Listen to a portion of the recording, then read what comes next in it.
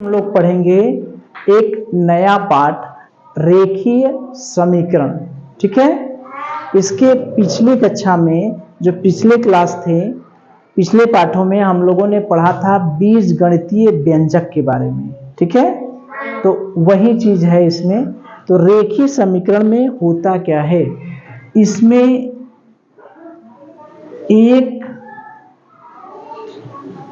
चर होता है। क्या क्या होता है? एक चर होता है और एक बराबर का निशान होता है। क्या होता है? बराबर का निशान होता है। बराबर के एक साइड में कुछ चीजें लिखी होती हैं और दूसरे साइड में दूसरी चीजें लिखी होती हैं। ठीक है, लेकिन उसमें चर जो है वो एक रहेगा और उसकी घात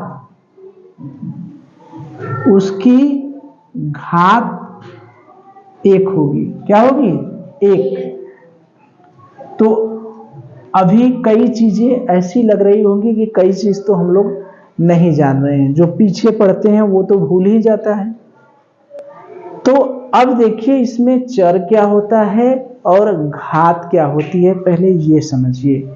ठीक है, तो एक बार हमने बताया है, हम लोग फिर उसको बता दे रहे हैं कि ये घात क्या होती है। पहले चर को समझें, चर क्या होता है। चर का मतलब जिसका मान, जैसे कोई समीकरण हमने लिख दिया 4x धन y बराबर 3। ठीक है, धन 5 बराबर 3। तो इसमें कुछ क्या है? संख्या है, संख्याएं हैं, संख्याएं हैं ना। संख्या क्या है? 4 है, 5 है और 3 है। संख्या के अलावा कुछ है, संख्या के अतिरिक्त क्या है? संख्या के अतिरिक्त क्या है? यक्स। इसी को कहते हैं चर। इसी को क्या कहते हैं? चर। ठीक है, ठीक है, तो समझ में आया चर क्या हुआ। अब ये चर संख्या के अतिरिक्त जो भी रहेगा, ऐसा नहीं है कि चर यक्स ही रहेगा। मान लीजिए हमने 4y धन 7 बराबर 3 लिख दिया, तो इसमें चर क्या होगा? क्या होगा? ये y। 4 को बराबर 7, इसमें चर क्या होगा? को। समझ में आया? तो हमको लगता है चर तो समझ गए कि कोई संख्याएं दी गई हैं, उसमें संख्या के अलावा जो चाहे वो रहे, x, y, z इस तरह से रहे। ठीक, या क, ख, ग इस तरह से रहे। ठीक है, या बड़ा ABCD के रूप में रहे। ये सभी क्या कहलाएंगे? चर। किसी भी रूप में आ सकता है। ठीक है, अगर एक चीज हमने लिख दिया 4x धन 7y बराबर 9, तो इसमें चर कितने हैं? एक कि दो? कितने चर हैं? दो चर। पहला क्या है? x और दूसरा क्या है? y। तो इस दो चर वाला हमको नहीं पढ़ना है, हमको कौन चर वाला पढ़ना है? एक चर वाला पढ़ना है। यानी हमारे जितने भी सवाल होंगे उसमें एक चर आएगा। ठीक है, तो हम अगर सबकी ओर ध्यान हटा के हम ये सोचें या इस पे दिमाग जाए कि हम x मानकर सवाल हल करेंगे। जैसे देखते हैं जब हम लोग सवाल हल करते हैं तो उसमें जो चीजें नहीं पता रहती उसको क्या मान लेते हैं? x। सवाल लगाते समय मानते हैं, फिर उसका मान निकाल लेते हैं। तो जब भी हमको नहीं पता रहेगा, इन सबको अगर भूल जाएं, तो हम अपना चर मानना होगा, कहीं जरूरत पड़ेगी मानने की तो क्या मानेंगे? x। मानने को हम y भी मान सकते हैं, z भी मान सकते हैं, क ख ग मान सकते हैं। तो ये क ख ग घ तो बड़ा पुराना हो गया है, ठीक है। पहले की जो किताबें थी उसमें क ख ग घ करके सवाल आते थे। अब क ख ग घ वाला ट्रेड गया, अब x y z का जमाना है, ठीक है। तो हम जब भी मानना होगा हमको, हम क्या मानेंगे, x चल। अब बात आती है घात की। अब घात की बात कैसे आती है, अब घात को देखिए, अब हम x के रूप में लेके चले ना, अब y तो लेना ही। अब देखिए इसमें घात क्या होता है। अगर हमने लिख दिया 4x² धन 7 बराबर 2, तो x के ऊपर कितना घात है, ये जो ऊपर है यही होता है, क्या होता है, घात, ठीक है। तो यहां पर x की घात क्या है, 1 है कि 2? अगर हमने लिख दिया 4x धन 7 बराबर 9, तो यहां पर x की घात क्या है, x की घातें क्या है, कुछ नहीं लिखा है, इसका मतलब क्या है, 1। कुछ नहीं लिखा है, इसका मतलब क्या है, 1। x की घात 1। जैसे x लिखा है तो इसका मतलब इसकी घात 1 है। x की घातें 2 लिखा है तो इसका मतलब इसकी घात 2 है। x के घातें 3 लिखा है, इसका मतलब घात 3 है। x की घातें 4 है, इसका मतलब घात 4 है। इस तरह से बढ़ते जाएंगे। तो हमको किस घात के बारे में पढ़ना है, इसमें 2 घात के बारे में कि 3 घात के बारे में, किस घात के बारे में पढ़ना है, 1 घात के बारे में। यानी हमारा जो सवाल होगा वो इस तरह का होगा।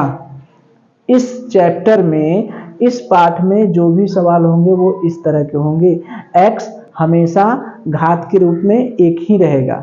यानी किस रूप में रहेगा, इस रूप में, इस रूप में नहीं रहेगा, इस रूप में नहीं रहेगा, इस रूप में नहीं रहेगा। हमेशा x किस रूप में रहेगा, ऐसे अकेला रहेगा x के रूप में, उसकी घात 1 रहेगी। तो वही है कि रैखिक समीकरण का मतलब कि उसमें एक चर होगा, उसकी घात 1 होगी, बराबर का निशान होगा, बराबर के निशान के कुछ इस साइड में होगा, कुछ उस साइड में होगा। तो रेखीय समीकरण समझ में आया, कौन रेखीय समीकरण है। अगर हम कह दें कि 4x धन 7 बराबर 5, यह रेखीय समीकरण है कि नहीं, बताइए, रेखीय समीकरण है ना। अगर हम कह दें 4x² धन 9 बराबर 14, यह रेखिक समीकरण है, बताइए, है नहीं है। क्यों नहीं है, क्योंकि इसमें x की घात क्या है, 2। तो हमें इस समीकरण के बारे में पढ़ना है, यानी रैखिक समीकरण के बारे में पढ़ना है, ठीक है। चलिए,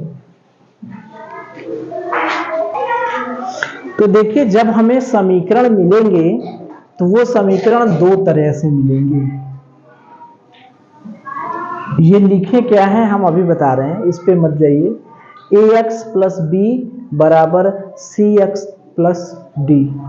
इसको इस तरह से देखिए कि बराबर के एक तरफ x है और दूसरी तरफ भी x है, ठीक है। तो या तो इस तरह से मिलेंगे, या तो ax प्लस बी बराबर c, इस तरह से। इसमें क्या है, एक तरफ ही x है, बराबर के एक तरफ ही x है। ये क्या है, ax प्लस बी बटे cx प्लस डी बराबर k, मतलब x ऊपर भी है, x नीचे भी, x अंश में भी है, x हर में भी है, उसके बराबर कुछ है, ठीक है। तो जैसे मान लीजिए एक सवाल हमने कह दिया 4x धन 5 बराबर 9x प्लस 7, तो ये सवाल कैसा हो गया, इसकी तरह है ना। बराबर के इधर भी x है, बराबर के उधर भी x है, ठीक। इसकी तरह कौन सा सवाल होगा, 3x धन 5 बराबर 7, बराबर के एक तरफ x है, यहां बराबर के दोनों तरफ x है, यहां बराबर के एक तरफ x है, ठीक है। इसकी तरह कौन सा होगा, 2x + 5 बटे 3x + 7 बराबर 9। यहाँ पर क्या है, बराबर बटे के अंश में भी x है, हर में भी x है और बराबर कुछ है। तो इसको कैसे हल करेंगे, इसको कैसे हल करेंगे, इसी को हमको पढ़ना है। तो इसको हल करने की विधि है पक्षांतर विधि।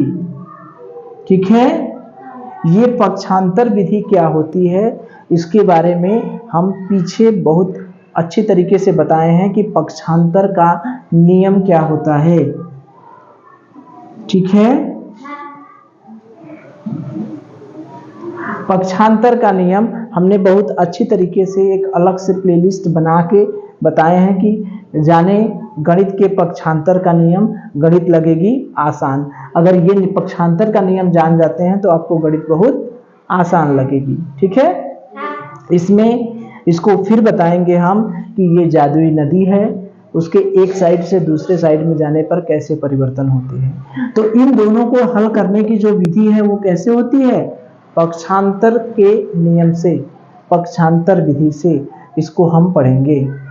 इसको कैसे हल करेंगे, एक विधि होती है वज्र गुणन विधि। ठीक है, या वज्र गुणन का नियम, वज्र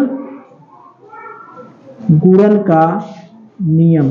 ये वज्र गुणन का नियम क्या होता है इसके बारे में भी हम अलग से पढ़ेंगे कि वज्र गुणन का नियम क्या होता है।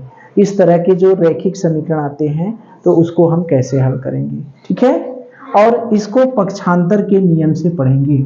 तो पहले हमको पढ़ना होगा पक्षांतर का नियम, फिर पढ़ेंगे हम वज्र गुणन विधि। ठीक है, तो इसके पहले भी ये समीकरण बनता कैसे है, समीकरण बनाने का तरीका क्या है, पहले हम वो सीखेंगे। क्या सीखेंगे, पहले समीकरण बनाना, समीकरण बनाना, रेखीय समीकरण बनाना, रैखिक समीकरण बनाना। ये तो समीकरण हल करना है, ये क्या है, समीकरण हल करना। तो ये हल करने की विधि में आएगी। सबसे पहला जो शुरुआत हमारा होगा, समीकरण बनता कैसे है। जैसे हमने कह दिया कि सत्यम के पास कुछ रुपए है, सत्यम के पास कुछ रुपए हैं। ठीक है, उसने 2 रुपए शिवम को दे दिए, 2 रुपए शिवम को दे दिए, उसके पास अब भी 7 रुपए बचे हैं, 7 रुपए बचे हैं। तो सत्यम के पास कितने रुपए थे, बता देंगे, ये 9।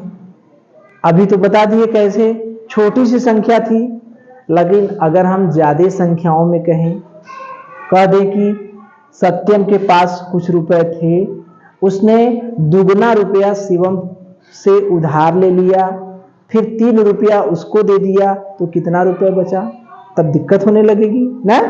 तो इसीलिए हमको रैखिक समीकरण बनाने की विधि जाननी पड़ेगी। तो पहले हम सीखेंगे रैखिक समीकरण बनाना कैसे बनता है। इसको भी हम लोग पढ़ चुके हैं पीछे, लेकिन एक बार फिर हम लोग पढ़ेंगे रैखिक समीकरण कैसे बनता है, उसके बाद रैखिक समीकरण हल कैसे होता है। ठीक है, तो पहले हम क्या सीखेंगे, रैखिक समीकरण बनाना। ठीक, चलिए।